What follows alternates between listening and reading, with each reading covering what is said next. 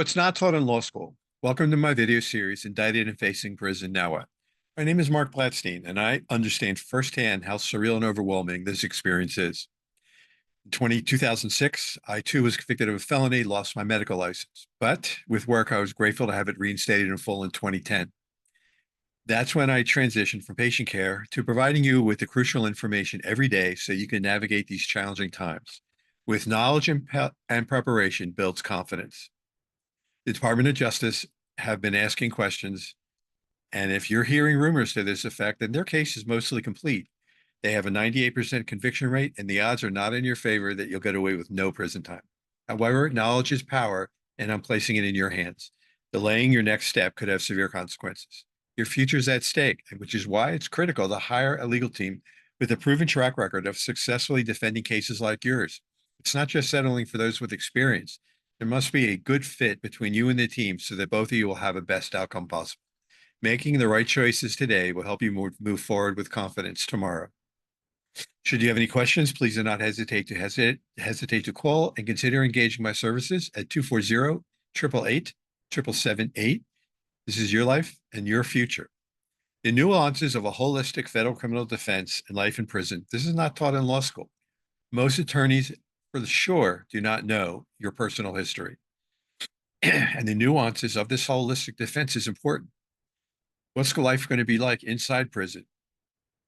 As none of this was part of their law school training, you're left to pick this up on your own.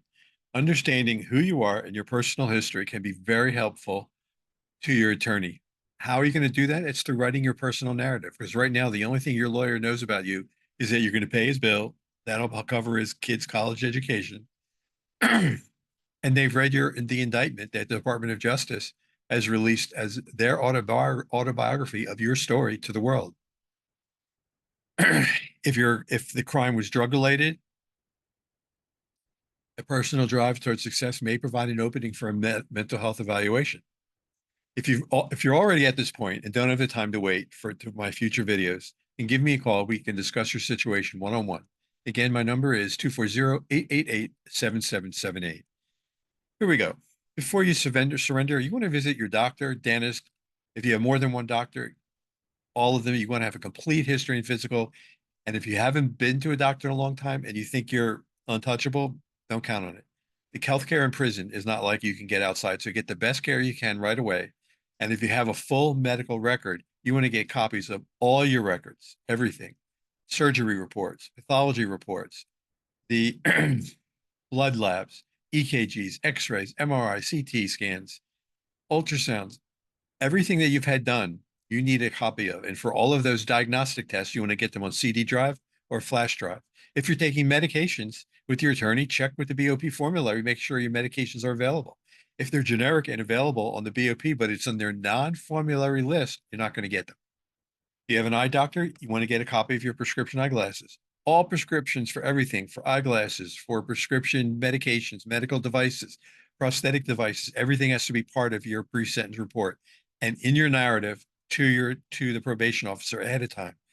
You'll get prescriptions for eyeglasses. You're not going to be allowed to have contact lenses. If your sentence is short enough, try and get an extended driver's license. Grant power of attorney to someone you trust to handle your finances or other legal matters. It's not unusual if your crime is a securities exchange thing or a big financial crime. You may have investment companies where you have your money asking you to go away. And so you can't handle that from prison. So you have to have somebody with power of attorney to do that before you go to prison, or at least after you're incarcerated, to know that someone's handling your finances and other legal matters appropriately. If married, consider transferring some of the utility bills to your spouse's name or joint account. Create an Amazon wish list for friends and family to send you books to read, but they should be books where you'll learn something, or something where you have an interest. 2 or 3 a month for the amount of months you'll be in prison.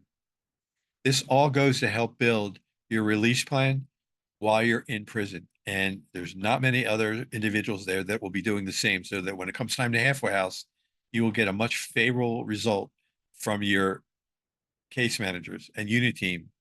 But there's never any guarantees what the judge is going to do or the Bureau of Prisons is going to do on any given day. If you're a minimum or low, you're going to allow paperbacks from Amazon. Hardback copies, sure, you can get them at a minimum or low, but they cost too much.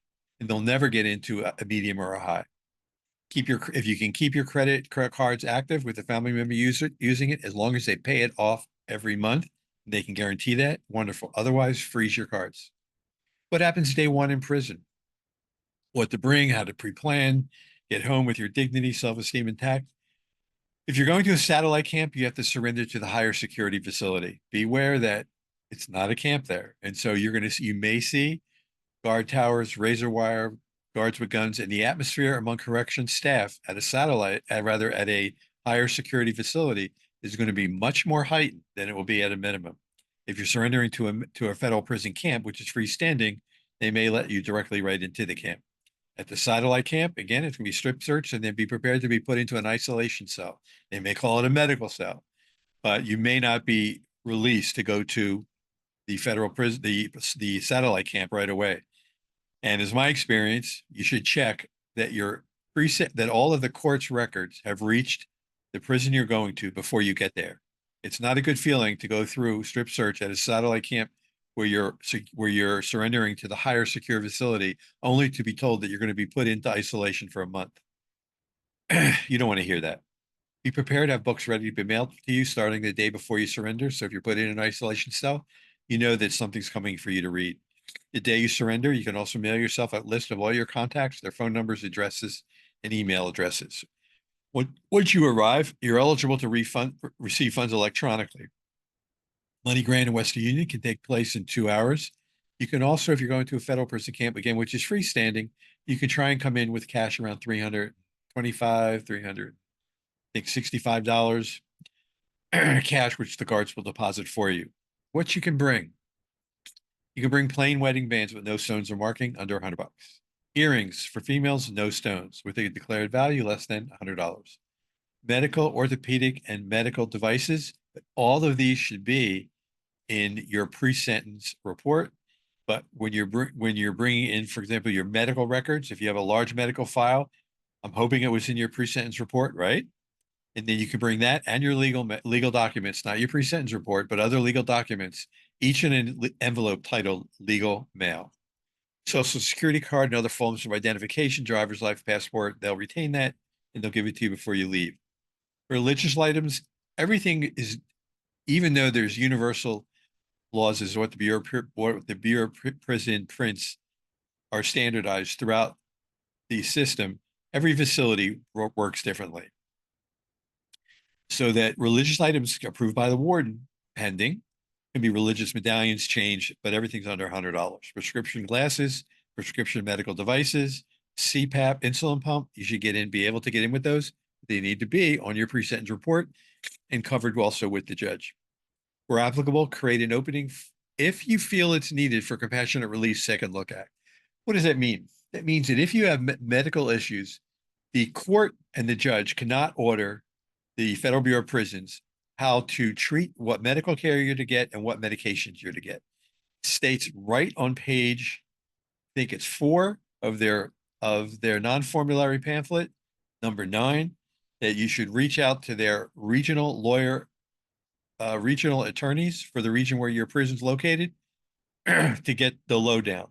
But what you can do is that if in fact you have a medical condition and there's a lot of documentation on the failure of the Federal Bureau of Prisons to provide what's considered standard of care in the community, your lawyer may want to bring up with the judge that should the problem arise, is it okay if you, the person who's going inside, begin to start a compassionate release second look act appeal, and hopefully the judge will agree. To engage my services, or should you have any concerns that need to be answered, give me a call today. Phone number is 240-888-7778. This is my personal cell, and I answer and return all of my calls. You can also get additional information from my website at PPRSUS.com. That's P as in Paul, P as in Paul, R as in Roberts, S as in Sam, US.com. I appreciate you taking the time to listen out of your day, and thank you, and stay safe.